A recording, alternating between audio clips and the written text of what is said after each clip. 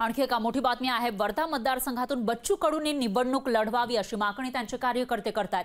2 एप्रिलला लोकसभेबाबत भूमिका स्पष्ट करू असं बच्चू कडूंनी सांगितलेलं आहे। त्यामुळे आता बच्चू कडूंची नेमकी भूमिका काय असा सवाल उपस्थित होतोय। 1 तारखेला नवनीत राणा यांच्या जात प्रमाणपत्राविषयी निकाल आहे आणि त्यानंतर 2 एप्रिलला आपण आपली भूमिका स्पष्ट करू असं बच्चू कडूंनी सांगितलेलं आहे। आणि एकीकडे अमरावतीमधून राणांना पाडणार असा निर्धार त्यांनी बोलून दाखवलेला आहे, तर दुसरीकडे वर्धा मतदारसंघातून बच्चू कडूंनी निवडणूक लढवावी अशी मागणी कार्यकर्ते करतात। त्यामुळे आता बच्चू कडू स्वतः निवडणुकीच्या रिंगणात उतरणार का हा सवाल उपस्थित होतोय।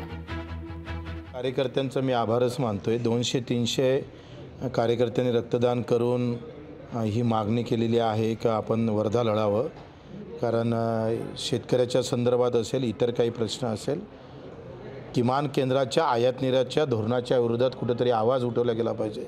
ह्या भावना कार्यकर्त्याच्या मी समजतो, त्यांचे आभारच मानतो।